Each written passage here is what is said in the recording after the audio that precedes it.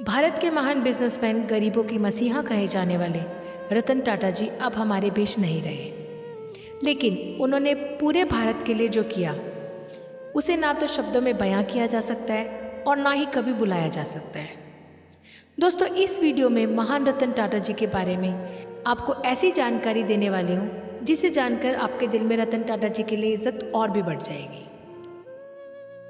साथ ही ये भी बताएंगे कि कौन बना है टाटा का नया उत्तराधिकारी, और ये भी बताएंगे कि रतन टाटा ने शादी क्यों नहीं की थी और इस लड़के से उनका क्या रिश्ता था। लेकिन वीडियो में आगे बढ़ने से पहले आपसे एक छोटी सी रिक्वेस्ट है, अगर आप भी रतन टाटा को दिल से मानते हैं तो कमेंट में उनके लिए अपनी इच्छा से 2 शब्द ज़रूर लिखें और साथ ही इस वीडियो के लिए, हमारी मेहनत के लिए चैनल को ज़रूर सब्सक्राइब करें। दोस्तों, देश में पहला स्टील कारखाना लगाने वाली कंपनी का नाम है टाटा।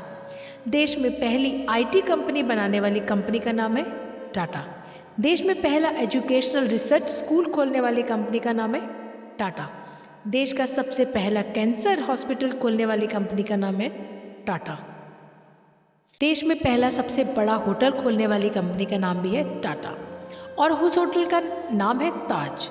आपको बता दें कि ताज होटल को इसलिए खोला गया था, दरअसल जब भारत में अंग्रेज़ों का शासन था तब अंग्रेज़ों ने बड़ी बड़ी संस्थाओं के बाहर लिखा था कि यहाँ भारतीयों का और कुत्तों का प्रवेश वर्जित है। तब टाटा ग्रुप ने सोचा कि भारत की समृद्धि इतनी कमज़ोर नहीं है। उन्होंने प्रण किया कि सबसे बड़ा होटल बनाएंगे, इसलिए उस समय टाटा ने ताज होटल बनाया था, जिसे बनाकर उन्होंने अंग्रेज़ों के घमंड को चकनाचूर कर दिया था। इतनी ही नहीं, हड़प्पा और मोहनजोदड़ो की खुदाई में सबसे बड़ा चंदा देने वाली कंपनी का नाम है टाटा। ज़रा सोचिए, हड़प्पा और मोहनजोदड़ो की खुदाई से जो संस्कृति निकली उससे भारत की बहुत बड़ी पहचान होती है कि हमारी सभ्यता कितनी पुरानी थी। अब इसको समझिए, उस खुदाई में जो चंदा सबसे अधिक दिया था वो टाटा ग्रुप ने ही दिया था। देश में पहला इंडस्ट्रियल बैंक टाटा ने ही खोला था। भारत में पहली बार एयरलाइंस कंपनी टाटा ने ही बनाई थी। देश की पहली इंश्योरेंस कंपनी टाटा ने बनाई थी। और तो और दोस्तों, ये जानकर आपका सीना गर्व से चौड़ा हो जाएगा कि टाटा कितनी महान शख्सियत का नाम है। टाटा की वजह से कितने लोगों की रोजी रोटी चलती है। टाटा की व्यवस्था जो है वो देश की तीसरी बड़ी संस्था है जो भारत में सबसे ज़्यादा नौकरी देती है। पहला नंबर है इंडियन आर्मी, दूसरे नंबर पर है रेलवे और तीसरे नंबर पर है टाटा ग्रुप। आपको बता दें कि 10 लाख लोग टाटा ग्रुप में काम करते हैं। दोस्तों, आज इसी टाटा ग्रुप के एक नए उत्तराधिकारी का चयन हो चुका है। नए उत्तराधिकारी बना दिए गए हैं जिनका नाम मैं आपको आगे वीडियो में बताऊंगी और इस प्यारे से लड़के के बारे में भी बताऊंगी। शांतनु नायडू, जो हमेशा रतन टाटा के साथ दिखाई देते थे। दोस्तों, जब रतन टाटा की अंतिम विदाई हो रही थी तो शांतनु नायडू सबसे आगे आगे चल रहे थे। मीडिया के कैमरे उन्हीं पर थे। शांतनु नायडू के बारे में भी बताएंगे, साथ में ये भी बताऊंगी कि कितने समृद्ध थे टाटा, और टाटा अगर नहीं होते तो शायद भारत में इतनी बड़ी अर्थव्यवस्था जन्म ही नहीं ले पाती। आपको एक बात बताऊं, टाटा के पास जितना पैसा है उससे पाकिस्तान सहित जितने अगल बगल के देश हैं वो सब चुटकियों में खरीदे जा सकते हैं। उनकी जीडीपी इतनी नहीं है जितना टाटा के पास अकेले संपत्ति है। लेकिन कभी भी टाटा को इस पर गर्व नहीं हुआ और कभी अभिमान नहीं हुआ। 160 से ज़्यादा देश हैं जहां टाटा की कंपनी सर्विस देती है, जहां टाटा का आटा से लेकर नमक से लेकर गाड़ियां चलती हैं। लगभग 130 देश ऐसे हैं जहां पर टाटा का स्ट्रक्चर है, बड़े बड़े ऑफिस हैं, बड़ी बड़ी कंपनियां हैं, लेकिन फिर भी टाटा को कोई अभिमान नहीं, कोई घमंड नहीं।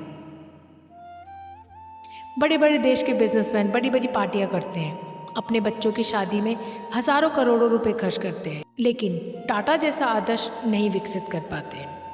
कोई सुरक्षा नहीं, अकेली एक गाड़ी से चलते थे, और रतन टाटा जब तक स्वस्थ थे वो अपनी गाड़ी खुद चलाकर चलते थे।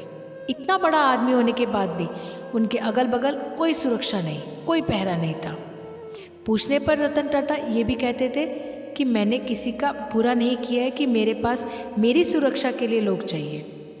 दोस्तों, रतन टाटा इतने समृद्ध व्यक्ति थे, सोचिए इतना बड़ा व्यक्ति, कोई अभिमान नहीं।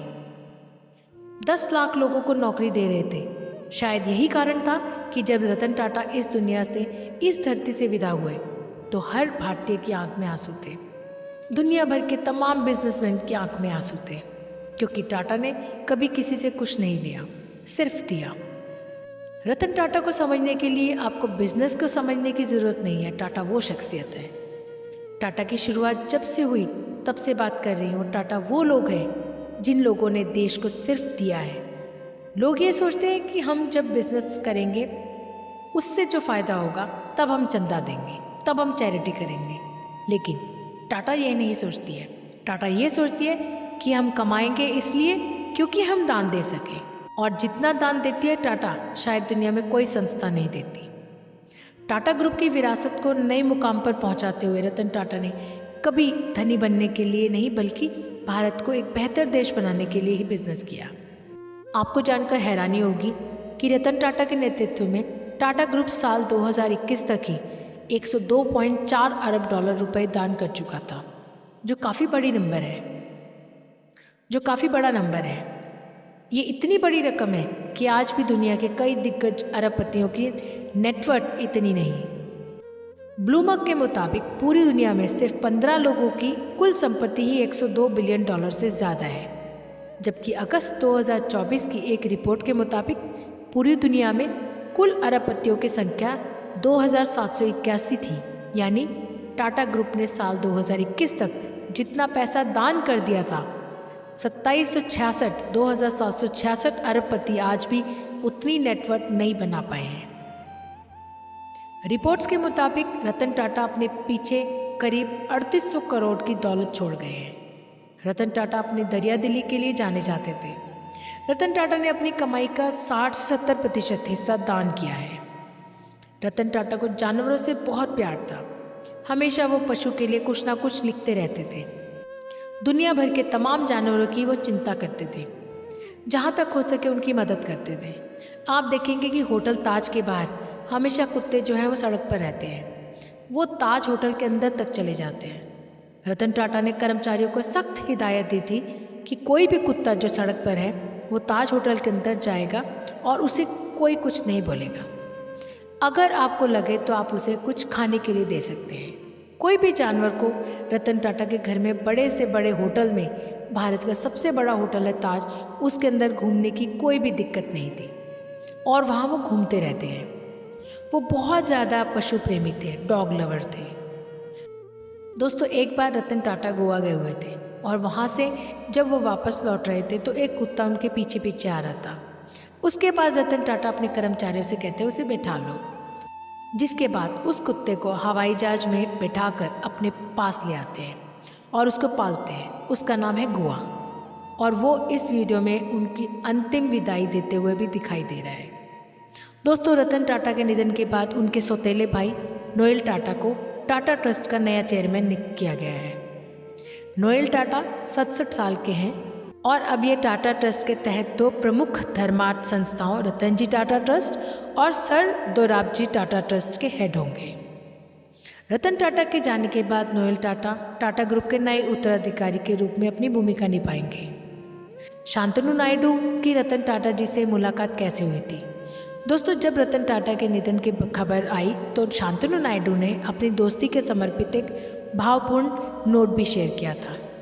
इस पोस्ट में शांतनु नायडू ने लिखा, मैं अपनी बाकी की ज़िंदगी इस दोस्ती के कारण मेरे अंदर पैदा हुए खालीपन को भरने में बिताऊंगा। प्यार की कीमत दुख है। अलविदा मेरे प्यारे लाइट हाउस। ये बात जानकर शायद आपको भी अजीब लगेगा, लेकिन बिजनेस की दुनिया के बेताज बादशाह रतन टाटा अपने से बहुत छोटे युवक शांतनु नायडू से सलाह लेते थे। 31 साल की उम्र में शांतनु नायडू ने बिजनेस इंडस्ट्री में वो मुकाम हासिल कर लिया जो कई लोगों के लिए सपना होता है। शांतनु नायडू रतन टाटा को स्टार्टअप में निवेश के लिए बिजनेस टिप्स देते हैं। शांतनु नायडू फेमस भारतीय businessman, engineer, junior assistant, DGM, social media influencer, लेखक और एंटरप्रेन्योर है। शांतनु नायडू टाटा ट्रस्ट की डिप्टी जनरल मैनेजर भी हैं। शांतनु नायडू न सिर्फ बिजनेस के दुनिया में अपनी अलग समझ के लिए जाने जाते हैं, बल्कि समाज के प्रति उनकी संवेदनशीलता भी उन्हें अलग पहचान दिलाती है। शांतनु नायडू की बात करें तो उन्हें भी रतन टाटा की तरह समाज सेवा करना बहुत पसंद है। साथ ही शांतनु नायडू को पशु से भी बहुत प्रेम है। उनके अंदर यही वो खूबी थी जो रतन टाटा को बहुत पसंद आई थी। शांतनु नायडू ने पशुओं की सेवा के लिए मोटोपोज नाम की एक संस्था भी बनाई है। ये संस्था सड़कों पर घूमने वाले कुत्तों को मदद करती है। शांतनु नायडू जून 2017 से ही टाटा ट्रस्ट से जुड़े हुए हैं। नायडू के नेतृत्व में मोटोपोज ने 17 शहरों में विस्तार किया और 8 महीनों में 250 कर्मचारियों को काम पर रखा है, जबकि एक छात्र संगठन के रूप में उनके पास शुरुआत में कॉलर बनाने के लिए शुरू में पर्याप्त फंड तक नहीं था, इसलिए उन्होंने बेसिक मटेरियल के रूप में डेनिम पेंट का इस्तेमाल करने का फैसला किया था, जिसे वो अलग अलग जगहों से इकट्ठा करते थे। इसके बाद उन्होंने 2021 में गुड फेलो नाम से एक वेंचर शुरू किया था, जिसका मकसद बुजुर्गों की सहायता प्रदान करना था।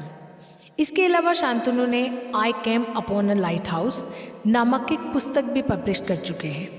शांतनु नायडू का सपना तब साकार हुआ जब रतन टाटा ने उन्हें फेसबुक पर आवारा कुत्तों के लिए रिफ्लेक्टर युक्त कॉलर के बारे में उनकी पोस्ट देखने के बाद एक मीटिंग के लिए मुंबई बुलाया। यहीं से दोनों के बीच एक गहरी दोस्ती की शुरुआत हुई। क्योंकि रतन टाटा खुद भी एक पशु प्रेमी है, इस बीच दोनों के बीच सामाजिक मुद्दों पर समान विचारों ने इस रिश्ते को और भी मजबूत किया। शांतनु जनरल मैनेजर के पद पर काम करते हैं और नए स्टार्टअप में निवेश को लेकर टाटा ग्रुप को सलाह भी देते हैं। 86 साल की उम्र में सबके चहेते रतन टाटा सर का निधन हो गया। वो लाखों लोगों के लिए एक प्रेरणा और एक प्रतीक थे। राष्ट्र निर्माण में भी उनका महत्वपूर्ण योगदान रहा। टाटा सन्स के मालिक चेयरमैन रतन टाटा का यूं अचानक चले जाना हर किसी के लिए एक बड़ी क्षति है। पूरे देश में शोक की लहर है। दोस्तों, वो भारत के सच्चे सपूत थे। देश के अनमोल रतन के अंतिम दर्शनों के लिए काफ़ी भीड़ उमड़ी, क्योंकि रतन टाटा सिर्फ पैसों से ही अमीर नहीं थे, बल्कि दिल से भी अमीर थे। रतन टाटा एक उत्कृष्ट परोपकारी, जिनकी भारत में समावेशी विकास और विकास के प्रति प्रतिबद्धता सर्वोपरि रही। रतन टाटा अटूट ईमानदारी और नैतिक नेतृत्व के पर्याय थे। टाटा को एक बेहतरीन और ग्लोबल ब्रांड बनाने के में उनके कंट्रीब्यूशन को कभी नहीं भुलाया जा सकता। हालांकि रतन टाटा सिर्फ एक अरबपति नहीं, बल्कि एक ऐसे व्यक्ति थे जिन्होंने टाटा ग्रुप के साथ इस देश को और यहाँ के करोड़ों लोगों के लिए बहुत कुछ किया। रतन टाटा अटूट ईमानदारी और नैतिक नेतृत्व के पर्याय थे। टाटा को एक बेहतरीन और ग्लोबल ब्रांड बनाने में उनके कंट्रीब्यूशन को कभी नहीं भुलाया जा सकता। हालांकि रतन टाटा सिर्फ एक अरबपति नहीं, बल्कि एक ऐसे व्यक्ति थे जिन्होंने टाटा ग्रुप के साथ इस देश और यहाँ के करोड़ों लोगों के लिए बहुत कुछ किया है। यही कारण है कि रतन टाटा के जाने से हर कोई दुखी है। खूब चैरिटी किया करते थे। लोगों की भलाई, उनकी सरलता, उनकी सादगी, यही उनके जीवन की मुख्य विशेषताएं थी। टाटा ने भारत के लिए जो किया है वो शायद कोई व्यवसाय नहीं कर पाता। बड़ी बड़ी शादियां करना आसान है, अपने पैसों को दिखावा करना आसान है, लेकिन पैसा रहते हुए खुद को सिंपल रखना बहुत कठिन है। पैसा रहते हुए उसे सब दान कर देना, ये बहुत कठिन है। यही टाटा और यही टाटा की विरासत है। यही टाटा है और यही टाटा की विरासत है। यही टाटा का परिवार है। दोस्तों, रतन टाटा और टाटा परिवार ने भारत के लिए जो किया है उस पर आप क्या कहना चाहेंगे? अपनी कीमती राय, अपने विचार कमेंट के माध्यम से ज़रूर बताएं। साथ ही हमारी मेहनत के लिए चैनल को भी ज़रूर से सब्सक्राइब कर लें।